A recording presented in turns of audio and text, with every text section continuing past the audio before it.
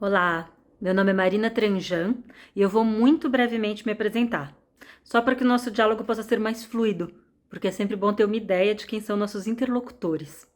Então, de novo, muito brevemente, eu vou dizer apenas que eu fiz uma graduação em artes cênicas, eu me formei como atriz na Faculdade de Artes Cênicas da USP e uma pós-graduação com nome curioso, uma pós-graduação chamada Caminhada como Método para a Arte e Educação, em uma escola chamada A Casa Tombada. Agora, por que eu estou frisando esse brevemente?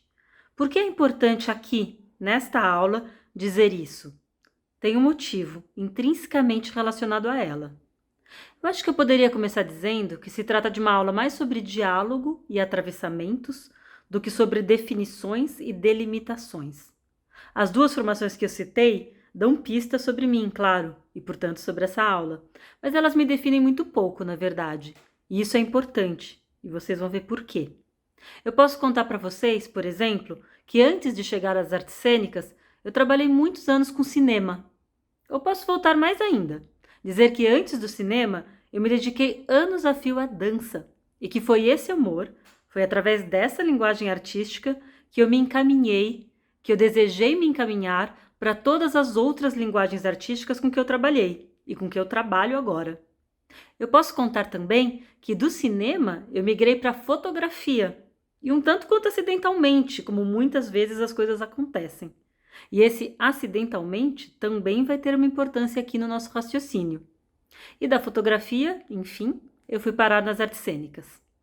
Essa mini trajetória que eu tentei contar aqui, ela é claramente muito pouco assertiva. Ela é muito pouco em linha reta.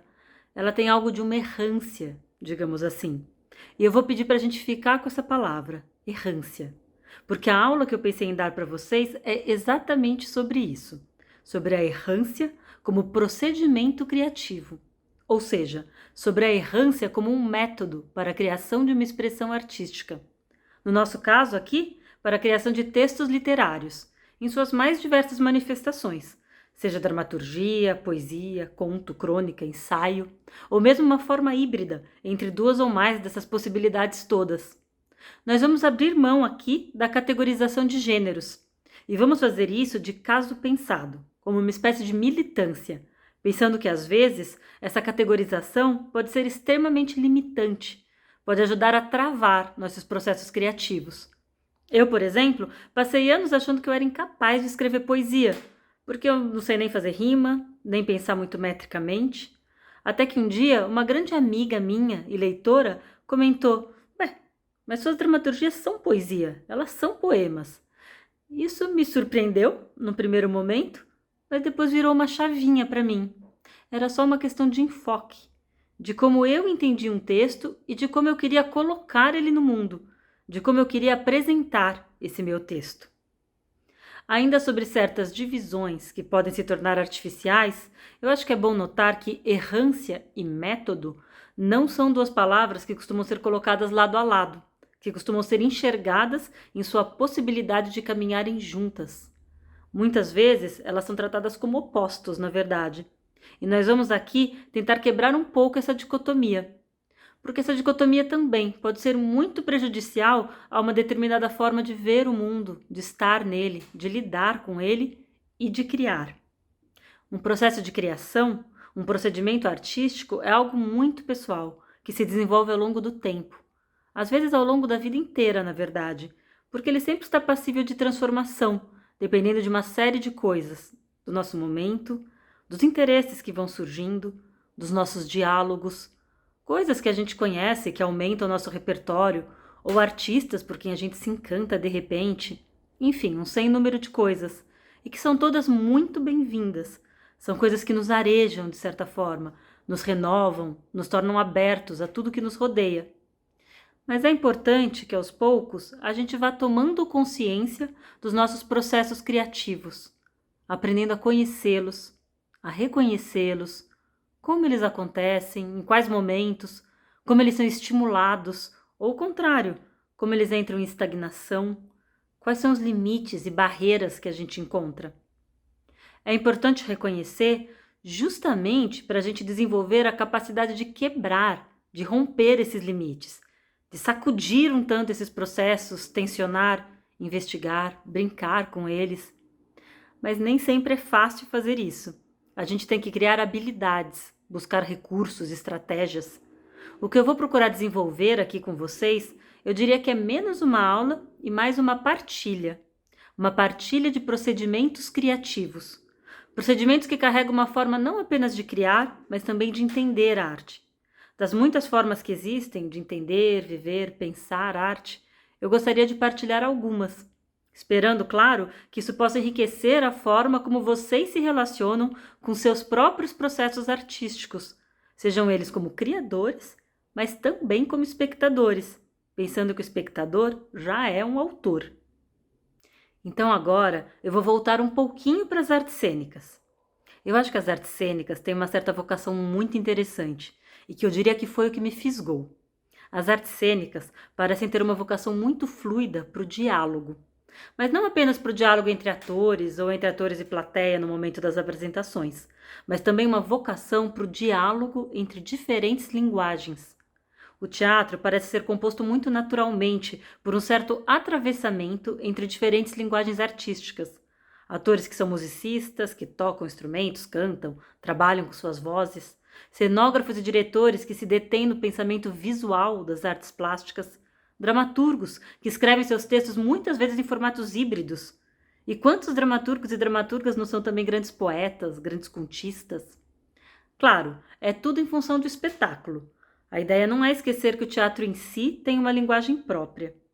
Mas eu, que de fato me via com múltiplos interesses, me identificava com algumas dessas linguagens criativas, como eu contei para vocês, eu encontrei uma casa nas artes cênicas, um acolhimento dessa característica errante. E eu estou insistindo de novo nessa palavra, porque essas errâncias nem sempre são muito bem vistas, nem sempre são aceitas. A gente parece estar num mundo, num momento, que prioriza muito ideias como especialidades, pragmatismo, objetividade. Um mundo que gosta mais de linhas retas e atalhos do que de muitas curvas, retornos, para usar termos típicos das caminhadas, de que a gente vai falar já já. É sobre o espaço e sobre o valor da errância, principalmente na arte, que nós estamos falando aqui. Como enxergá-la como uma potência? Como transformá-la em processos criativos, em procedimentos para o desenvolvimento de uma linguagem própria?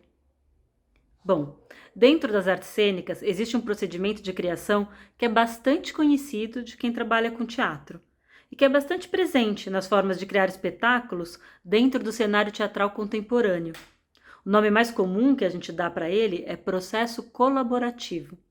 Mas o que define esse processo colaborativo? Como ele se dá? Basicamente, ele é um procedimento que tem o diálogo como estrutura, como fundamento. As diferentes funções do fazer teatral estão presentes, dramaturgia, direção, atuação, cenário, músico, o que for. Elas não são suprimidas, mas essas funções estão constantemente em diálogo durante todo o processo de criação do espetáculo. Do ponto de vista da escrita, da dramaturgia, por exemplo, não são peças que partem de textos prontos. O dramaturgo está presente desde o começo do processo, acompanhando ensaios, dialogando, muitas vezes propondo ensaios, recebendo materiais. E é desse modo que o texto da peça vai sendo desenvolvido, juntamente a todo o conjunto de materiais que vão constituir esse espetáculo. Ou seja, o diálogo entre os artistas nesse tipo de processo é fundante, é estrutural. O processo colaborativo tem o diálogo como eixo central. Muitas vezes esses processos são difíceis, são longos, passam por solavancos, crises, justamente porque eles partem do encontro e, portanto, também do desencontro. E isso é parte do processo. Mas o que ele tem de singular, de extremamente potente, é a possibilidade de ampliação de si mesmo em direção ao diferente, à voz do outro. Você acaba criando coisas que jamais criaria sozinho. Essas diferentes vozes buscam achar em conjunto uma criação em comum. Ou seja, esse tipo de processo toca na potência do diferente que é capaz de nos ampliar, do que não é nosso em princípio, mas de certo modo também pode nos compor, nos habitar e levar para lugares criativos mais inusitados. Eu trabalhei muitos anos dentro de processos colaborativos e quando eu quis escrever sozinha, eu fiquei com essas questões. Como manter essa experiência preciosa que o teatro me trouxe? A experiência do diálogo na criação. Como ter esse recurso em um processo mais solitário, que não acontece dentro de um coletivo? Como criar esses interlocutores, mesmo quando estamos aparentemente sozinhos? É possível trazer esse elemento do diálogo para um procedimento individual? Eu nunca acreditei que a escrita é um processo em si mesmado. Um escritor, mesmo quando está só com seu texto, ele está aberto, está em busca de muitas outras vozes e experiências. De um jeito ou de outro, eu acredito que ele se coloca em um estado de troca, de diálogo, ainda que tempos e espaços deslocados. Mas como reforçar isso?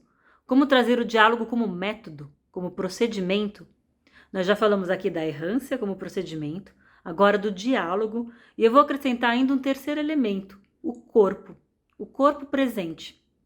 Como cuidar da nossa presença, do nosso estado de presença enquanto escrevemos? Existe alguma espécie de aquecimento possível para isso? Nas artes cênicas, são famosas as expressões presença dilatada e estado extracotidiano para as nossas criações. Então, essa foi outra questão que veio para mim do teatro, o corpo implicado na criação artística. E qualquer criação artística, não apenas de um ator ou de uma atriz, mas também, por exemplo, da própria escrita. Como nosso corpo pode se relacionar com a disponibilização de um estado poético para o ato de escrever.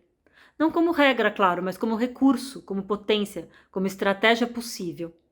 Essa questão do corpo toca em outra dicotomia um tanto quanto artificial que nós estamos bastante acostumados a engolir, que é a velha separação mente-corpo. Mas a escrita não precisa ser uma operação entendida como mental.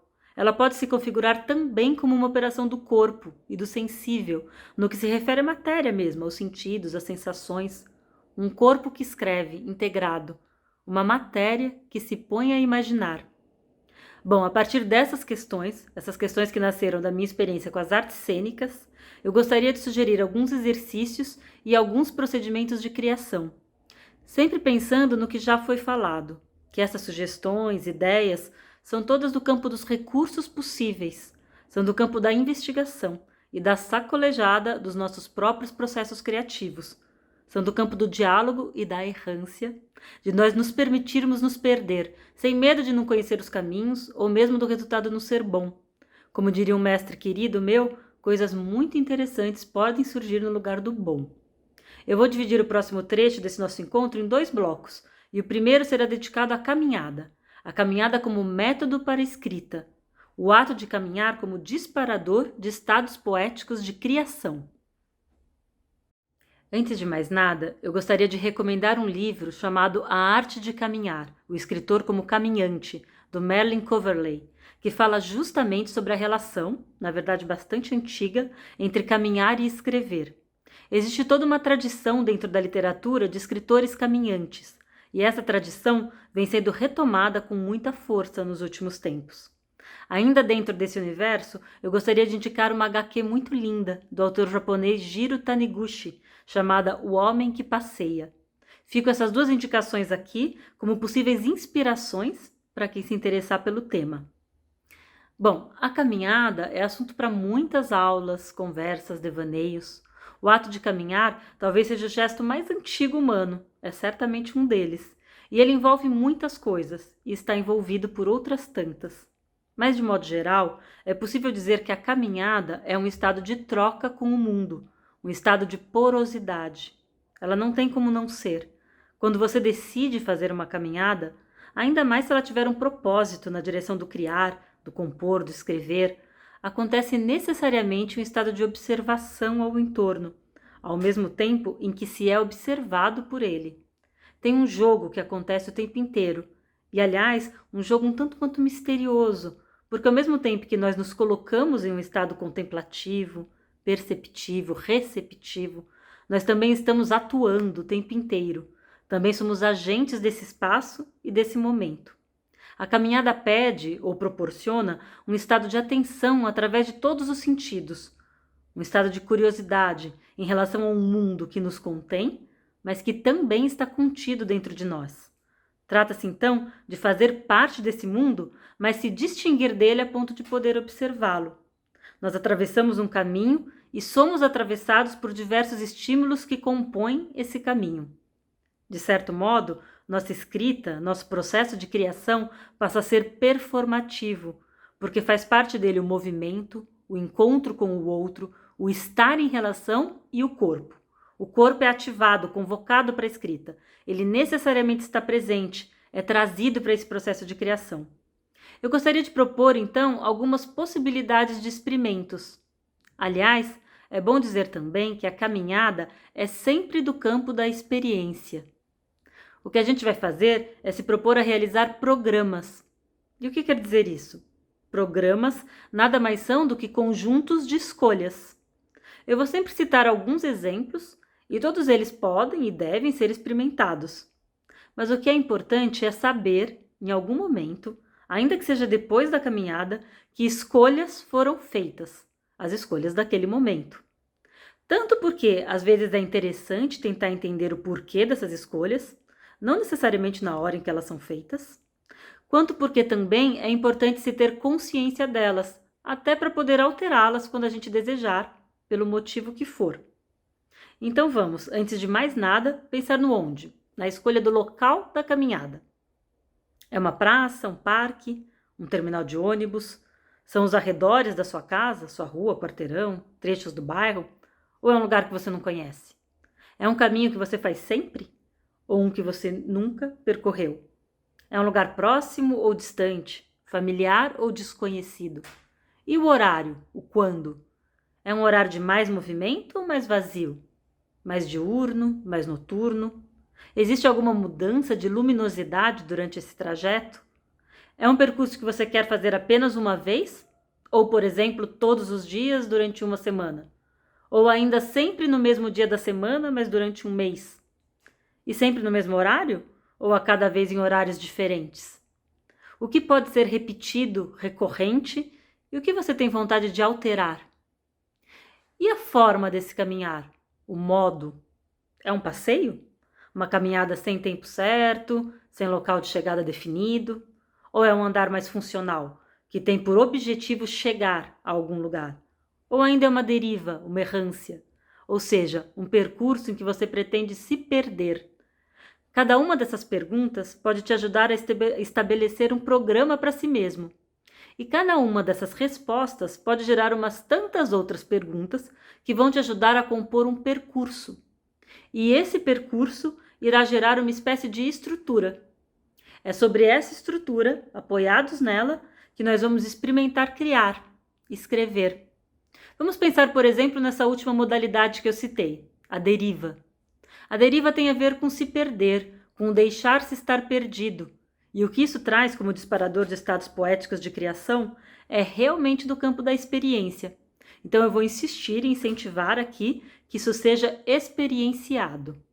Agora, a verdade, por mais estranho que pareça, é que nem sempre é fácil se deixar perder. Às vezes nós precisamos criar estratégias para isso, pequenos truques para a gente mesmo. Então, dentro da ideia de deriva, você pode imaginar uma série de dispositivos. Eu vou virar à direita sempre que avistar uma padaria. Ou eu vou seguir uma pessoa de chapéu, até que surja outra. Você pode, inclusive, pedir para alguém te dar um dispositivo, já que uma das ideias é trazer essa experiência para o campo da aleatoriedade, do acaso, do que não está sob nosso domínio.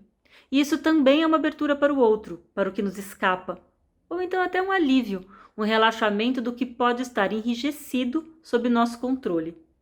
Outra coisa para a gente atentar é a escolha entre diferentes procedimentos de escrita dentro dessas experiências, desses percursos. Você pode, por exemplo, caminhar, caminhar, caminhar e só depois parar para escrever, ao fim da caminhada ou em alguma parada dela.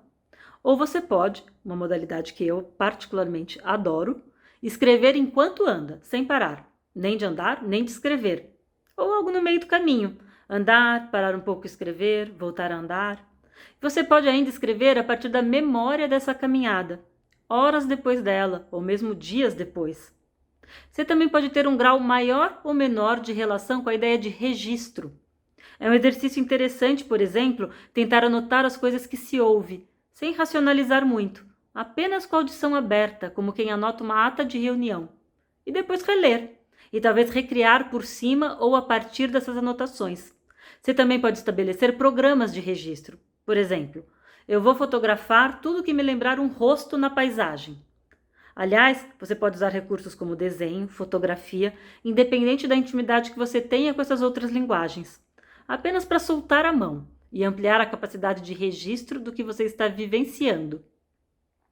Registro pode ser uma palavra que soa um pouco rígida quando estamos pensando em processos criativos, mas na verdade, um diário, um álbum, um caderninho podem ser maneiras muito ricas de guardar, de acalentar coisas preciosas que nos atravessam e que podem aparecer em algum outro momento do nosso processo de criação.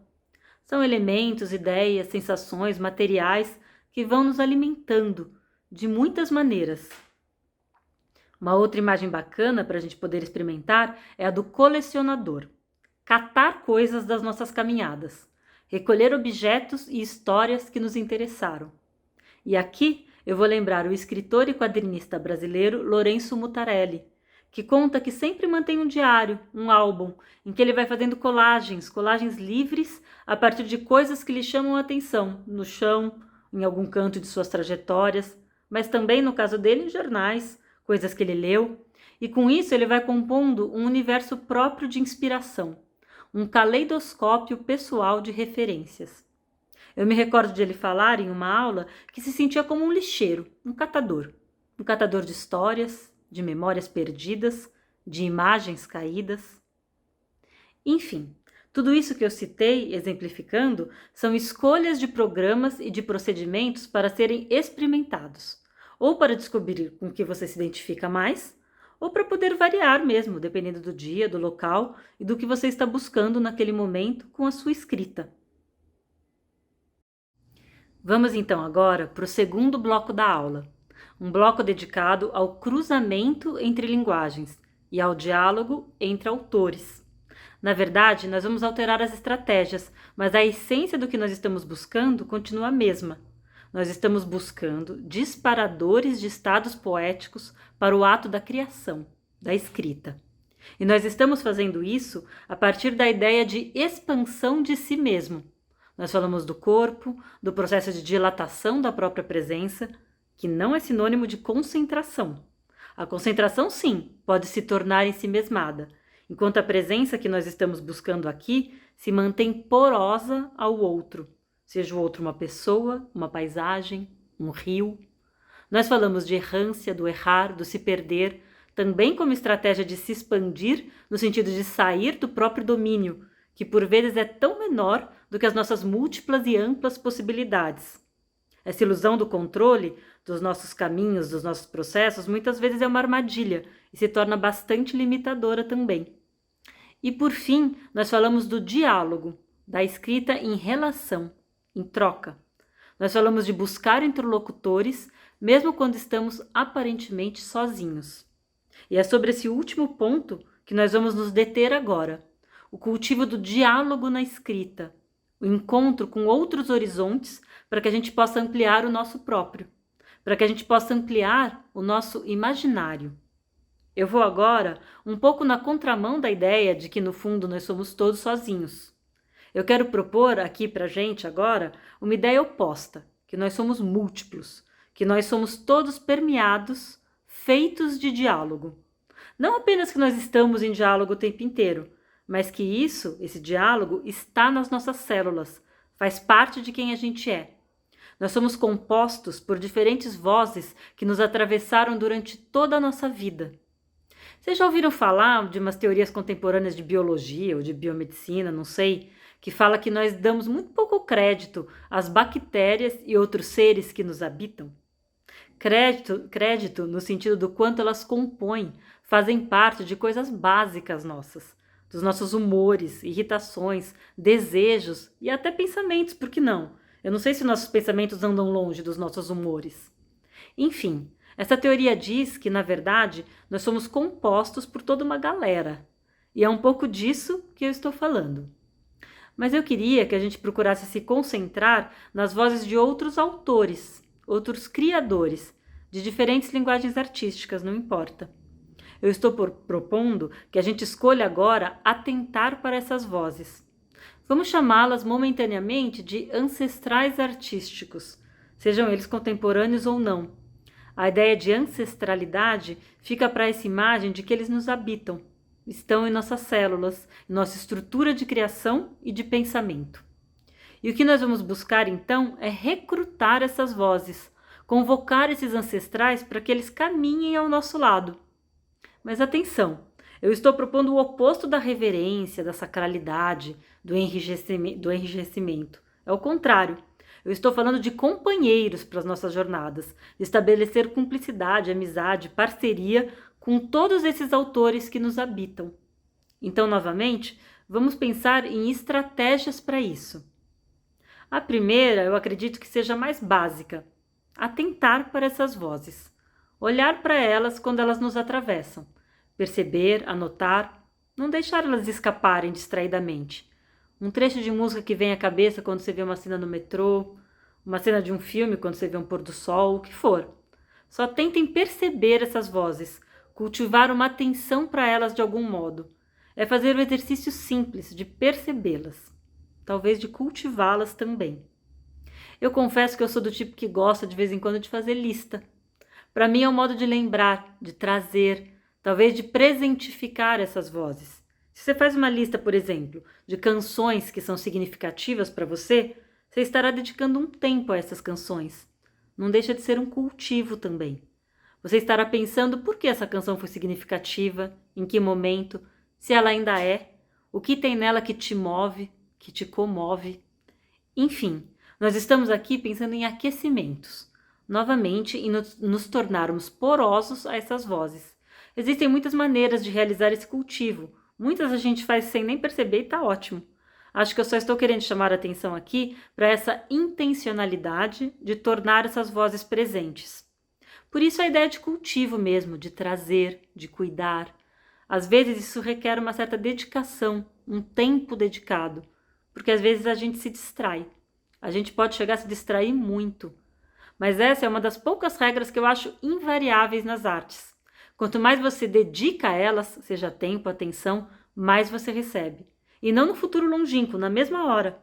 Você aumenta a relação, o prazer com essas obras, porque é um tempo dedicado a algo que é profundamente nosso, na verdade. Bom, ainda antes de entrar nos exercícios que eu gostaria de propor, eu quero acrescentar à ideia de diálogo o diálogo entre diferentes linguagens artísticas. Se nós pensarmos que a arte, entre muitas outras coisas, é um modo de estar no mundo e de se expressar dentro dele, ou uma expressão das nossas subjetividades, como diferentes linguagens dialogam dentro desse mesmo modo de compreender e se relacionar com o mundo que é o universo artístico? O que eu estou querendo dizer aqui é que as mais diferentes manifestações e linguagens artísticas apresentam sempre pontos de contato e desejo de diálogo, seja sobre suas buscas, suas inquietações, seus devaneios. Se abrir para outras linguagens artísticas é invariavelmente algo muito enriquecedor, muito potente. E mesmo se aventurar em outras linguagens artísticas. Eu não sei se alguém aqui se interessa por trabalhar com mais de uma, como eu contei para vocês que eu sempre me interessei.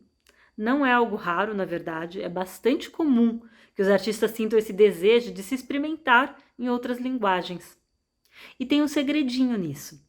Às vezes, uma linguagem que não é a nossa, entre aspas, pode ser extremamente libertadora, porque a gente sai da ideia, da pressão de que tem que fazer algo incrível, genial, único, que é uma ideia sempre opressiva, castradora. Então, exercitar-se livrar dela sempre é uma boa coisa. E também é um pouco isso que nós vamos exercitar agora, mesmo ficando dentro da linguagem escrita. Aliás, falando sobre genialidade, originalidade, nós também vamos procurar borrar um pouco essas fronteiras em alguns dos exercícios que eu vou propor. Eu realmente não vou entrar muito na questão de autoria, para além do que eu já falei, da convocação de autores que fazem parte de nós mesmos, que fazem parte do nosso imaginário. Eu não vou falar de reciclagens, citações, recontextualizações, textos híbridos, deslocamentos, escrita não criativa, apropriações, reproposições, porque isso é todo um universo enorme e interessantíssimo que precisaria de uma aula só para ele. Mas para quem se interessar por esse tema, eu gostaria de deixar aqui a indicação de mais 2 livros que são muito bacanas para pensar essas questões. Um é o Escrever sem Escrever, Literatura e Apropriação no século XIX, do Leonardo Villaforte. E o outro é O Gênio Não Original, Poesia por Outros Meios no Novo Século, da Marjorie Perloff. Bom, dito isso, eu gostaria de sugerir algumas brincadeiras para a gente fazer. Todas nessa direção do desejo da troca e do encontro com outros artistas e criadores, com outros colegas nossos que estão aí em algum lugar do caminho que é partilhado. E encontro nesse sentido de estabelecer relação, cumplicidade, como se fossem amigos mesmo, brincando com a gente de experimentar, de inventar, de criar juntos um universo poético. Eu vou sugerir uma série de propostas e elas podem ser feitas aos poucos, no tempo que vocês desejarem, que vocês acharem que pode ser bacana. Eu queria começar com uma proposta de relação com uma imagem. Essa imagem pode ser uma fotografia, pode ser um quadro, pode ser mais de uma imagem, conforme a proposta for mudando, claro. Mas agora tente escolher uma imagem que te chama, de algum modo. Um quadro de que você gosta e nem sabe bem porquê, uma fotografia que te intriga. Essa curiosidade, uma certa sensação de mistério, de algo a ser desvendado, algo que não se abre plenamente, é sempre bem interessante para a gente buscar estabelecer um diálogo. São aquelas imagens para as quais você pode fazer perguntas. É o velho olhar da Mona Lisa, algo que escapa. Isso pode ser bem bacana. Isso pode ser um impulso poético, fixar de alguma forma a angústia das coisas que não se revelam. Como também pode ser bacana o contrário, aqueles retratos em que dá uma sensação de essa pessoa eu conheço, esse lugar eu conheço. Imagens que de alguma maneira ativam essa sensação de reconhecimento, de familiaridade, mesmo que seja algo que você nunca viu antes. Enfim, eu falei alguns exemplos, mas isso é completamente pessoal. Buscar uma imagem que te convoque. E também dá para experimentar esses exercícios com uma imagem qualquer, aleatória, sorteada até, num procedimento um pouco mais dadaísta. É uma questão de experimentar e ver quais relações parecem mais interessantes para você. O primeiro exercício que eu queria propor é o mais simples, descrever essa imagem. O mais detalhado e fiel possível, segundo o seu olhar. O que te chama atenção? Por onde você começaria a descrevê-la? O que está mais presente para você? A figura em destaque ou o fundo? E se a imagem não for figurativa, qual é a sua vontade? Figurar essa imagem? Ou sei lá, narrar a relação entre as cores? Cabe uma narrativa para essa imagem? Você tem vontade de narrativizar? O que é mais descritivo nela e o que é mais fantasioso? E como que você se posiciona nessa negociação entre esses dois campos, o da fantasia e o da descrição? Essas são todas perguntas da ordem da inspiração. É só para deixar elas pairando no ar. Ou mesmo para voltar para elas quando você sentir vontade de refletir sobre alguns modos de se relacionar com uma imagem. Uma coisa interessante de notar é que se você der essa mesma imagem para outra pessoa e pedir para ela simplesmente descrevê-la o mais fielmente possível, a descrição será completamente diferente. Não importa o quão objetivos vocês acreditem que tenham sido. Eu falei de imagens não figurativas, né? Elas são diferentes daquelas imagens de que a gente também falou que são figurativas, mas que não se entregam de todo. Mas em ambos os casos, eu acho importante pensar na ideia de cocriação. Essas imagens, as obras de arte de maneira geral, mantêm o espaço aberto de cocriação com essa outra ponta do encontro artístico, que é a pessoa que está fruindo de uma proposta de um artista. Toda essa frase é só para dar a volta na palavra espectador, que às vezes parece passiva demais, não parece? Uma vez eu ouvi uma entrevista com o cineasta alemão Wim Wenders, na qual ele comentava que o que ele mais gostava em suas obras de arte preferidas são o espaço que elas deixam. Isso foi uma lição importante para mim, e é por isso que eu estou trazendo aqui. Deixar espaço para a pessoa com quem a gente está buscando estabelecer uma relação. Eu acho que do tipo que for, mas a gente está falando aqui do encontro proporcionado pela arte, que é um tipo de relação bem específica. O medo de não ser compreendido ou de ser mal interpretado muitas vezes faz a gente querer levar nosso leitor, nosso espectador pela mão, pelo cabresto. Mas o risco que se corre é esse, perdê-lo pela falta de espaço. Espaço para a reflexão dele, para os devaneios dele, espaço para cocriar, que é o mesmo que a gente está reivindicando agora, ao olhar para a nossa imagem escolhida. Eu também queria fazer mais uma indicação nesse momento. Agora, de um livro que é mais difícil de achar, mas que é muito encantador. Eu acho que vale a pena a citação.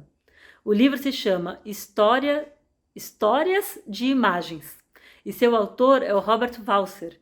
E ele faz isso, ele coloca figuras, quadros, imagens para você ver e em seguida um texto, um ensaio poético sobre essas imagens, mesmo que muitas vezes ele esteja apenas as descrevendo. Eu aproveito para lembrar que a gente não está se preocupando, de novo, com a categorização de gêneros. Esse texto, essa descrição, que depois pode ficar cada vez mais livre, pode ser no formato que vier, um conto, uma poesia, uma crônica a partir da imagem, um formato híbrido, não importa. É possível a gente pensar também em pequenas variações para essa proposta. E se você quiser falar do que não está na imagem, do que está oculto ou te faz falta, ou você sabe que está, mas que não aparece? E se essa imagem tiver uma personagem e você quiser escolher, criar, inventar uma voz para essa personagem, uma forma de falar, ou mesmo se debruçar sobre o que ela está pensando? Aqui me ocorre sugerir 2 fotógrafos, os 2 franceses, que dão material abundante para esse tipo de viagem. Os 2 são bem famosos e fáceis de serem encontrados. Um é o Henri Cartier-Bresson, que trabalha muito com retratos, com figuras que guardam segredos. E o outro se chama Robert Doisneau, que captura sempre cenas cotidianas meio pitorescas. O Doisneau vai ser particularmente interessante para o próximo exercício que eu vou propor. Eu vou propor mais 2 últimos experimentos para a gente fazer a partir da relação com uma imagem. Claro que cada uma dessas experimentações pode ser feita com uma imagem diferente, em momentos diferentes. O primeiro é uma brincadeira simples. Escolher uma imagem e depois criar um texto, uma narrativa que termine com aquela cena que a imagem está propondo. Nesse caso, a gente estaria pensando num texto com uma certa evolução narrativa, ainda que seja um poema, tanto faz. De certa forma, a gente está colocando a imagem em movimento. A proposta é que a imagem de onde se parte funcione como ponto final do seu texto. O segundo é um certo caminho invertido. Se você tem algum texto seu, de preferência algum de que você goste, com o qual você se identifique, procure uma imagem que você acha que converse com ele. Pelo caminho que for, pode ser completamente intuitivo. E deixe lá, um tempo os 2 juntos, se namorando. E depois, pegue de novo essa imagem e tente escrever a partir dela. Pode ser um novo texto, pode ser uma reescrita do texto que já existia, ou pode ser apenas uma seleção de um trecho do que já existia. Mas nesse caso, perceba o que saiu, o que ficou, por que ficou. Lembrando, por fim, que as imagens são tão múltiplas quanto os olhares sobre elas, e que sequer o olhar do autor da imagem se sobrepõe ao de quem está agora olhando para ela. E lembrando também de atentar para as sensações que essa imagem provoca em você. Ela te dá vontade de comer, ela faz você sentir cansaço, alegria. Atentar para coisas assim, tentar se conectar com seu universo sensorial ao ver uma imagem, pode ser um caminho interessante para experimentar essas propostas. Vamos sair agora do universo das imagens e ir para o universo de outros colegas, outros autores e escritores. Aqui a coisa vai ficando mais complicada no sentido do pudor que a gente tem de mexer no texto dos outros. Ainda mais se são escritores que nós amamos, admiramos, mas não tem motivo nenhum para esse pudor. Primeiro, porque nós estamos no terreno do experimento, das inspirações. E depois, porque a verdade é que muito texto lindo foi feito em diálogo com textos anteriores. Tem muito escritor que cita outros escritos, que brinca com o texto de que gosta. Para cada uma dessas propostas que eu vou falar, tente escolher um texto diferente. E, de novo, no seu ritmo.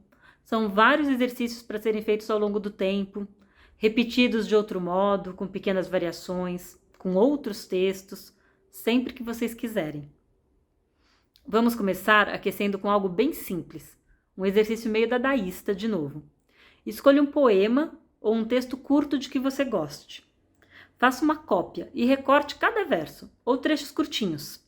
Coloque na mesa e faça um novo texto, criando uma nova ordem para esses trechos modulares. Isso pode ser feito com texto de que você goste, como eu sugeri, mas também com texto seu. Pode ser bem interessante quebrar a lógica primeira dele e ler em outra ordem. Vamos seguir em jogos assim. Escolha um verso ou uma frase de mais um texto de que você gosta. E agora faça um texto seu, cujo título será esse verso ou frase que você escolheu. Deu para entender? É um exercício bem simples. O verso ou frase do texto de outro autor, escolhido por você, será o título e apenas o título de um texto seu. Ou escolha um texto do formato que for, mais curto, e preste atenção no título. Fique um pouco com ele, saboreie. E agora escreva um texto seu, que pode ser completamente diferente ou não, mas com o mesmíssimo título. Outro experimento. Escolha de 5 a 7 palavras aleatórias. Sei lá, noite, medo, chão, maçã, quaisquer palavras. Agora, escolha um poema ou texto curto, também de outro autor, não seu. E procure reescrevê-lo acrescentando essas 5 palavras. Reescrevê-lo do jeito que você quiser. Pode ser alterando sua ordem ou não, pode ser alterando o gênero, pode ser mantendo-o inteiro ou suprimindo alguma parte dele. Experimente variadas maneiras de brincar com essas propostas. A verdade é que a gente pode seguir indefinidamente se propondo jogos e experimentos assim. É um campo bem aberto, quase infinito de possibilidades. E a gente pode ir alterando a linguagem artística com que a gente quer estabelecer um diálogo. Vocês podem, por exemplo, escolher um filme, e aí escolher uma personagem secundária desse filme, ou alguém que sai logo no começo da história, e criar uma história só para essa personagem. Ou mesmo uma personagem que morre. Quais foram os pensamentos dele ou dela quando perceberam que iam morrer? Quando perceberam que estavam na história errada? Existe um filme chamado Rosencrantz e Guildenstern Estão Mortos. O Rosencrantz e o Guildenstern são 2 personagens secundários da peça Hamlet. Eles são 2 amigos do Hamlet, que chegam um tanto quanto desavisados numa história em que o pau está comendo e os 2 são mortos rapidinho, sem nem entender bem o que está acontecendo ali. E o cineasta teve a ideia de contar essa história toda a partir do ponto de vista desses 2 personagens, mesmo que ela saia incompleta, saia capenga. A proposta dele certamente não foi dar conta da peça Hamlet. Como nenhuma das nossas propostas tem como objetivo dar conta de nenhuma das obras com que a gente vai se relacionar. Elas são, voltando lá para o começo do nosso encontro, estratégias. Elas estão sendo usadas como estratégias de criação. Você pode também escolher um verso de uma canção, por exemplo, e colocar no meio de um texto seu. Ou, de novo, usar como título de um texto seu. Ou, sei lá, você pode ver um desenho animado e tentar escrever o roteiro que está contido nele.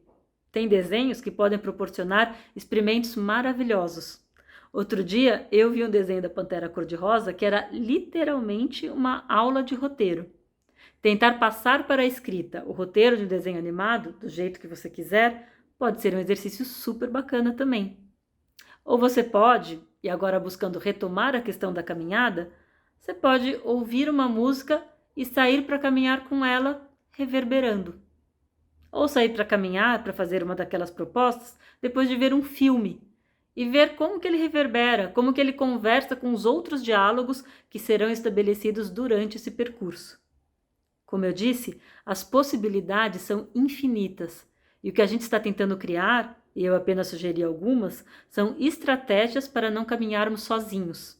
Estratégias de diálogos, de trocas, de movimento que nos tire do nosso campo mais conhecido, que às vezes, como a gente sabe, é sim de conforto, mas também pode ser de limitações. Tem uma frase do Einstein que diz que nenhum problema pode ser resolvido pelo mesmo estado de consciência que o criou. Então, a ideia é que a gente consiga se livrar um pouquinho da gente mesmo. Não de verdade, até porque é impossível. Nem eu acho que seria bem-vindo, acho que se livrar da gente mesmo é a morte, a loucura, não sei. Mas acho que é importante deixar-nos crescer dentro de nós a ideia de que nós não somos algo de uma definição e delimitação enrijecida. Nós não somos algo estabelecido. Nós somos capazes de processos, de transformações, de ficarmos contidos em tamanhos menores de nós mesmos ou de nos expandirmos para reflexões, pensamentos, sensações de que nós ainda nem temos pista. Muita coisa pode caber dentro de nós. Uma vez eu participei de uma degustação de vinhos e o sommelier entregou no começo uma lista de adjetivos para a gente tentar classificar aqueles vinhos que a gente iria experimentar. Muitos adjetivos eu nem conhecia e ele foi explicando um a um. E ao fim ele comentou: Tem sensações que vocês só vão sentir porque agora conhecem a palavra. Antes eu poderia provar o vinho e não é que eu não teria palavra para aquela sensação. Simplesmente ela poderia não acontecer, passar em branco. Eu acho essa história uma imagem muito bonita do que é se expandir, expandir as nossas possibilidades de sensações, reflexões, emoções, de criações, de tudo. E esta aula, este nosso encontro, era para falar dessa expansão possível no ato de escrever, de procedimentos para buscar a potência que é nos tornarmos mais do que conhecemos sobre nós mesmos.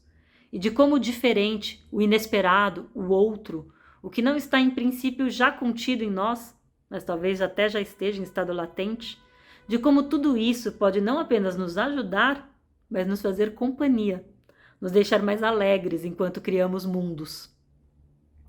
Então, eu quero agradecer muitíssimo todo mundo que teve o interesse de pensar essas questões aqui comigo.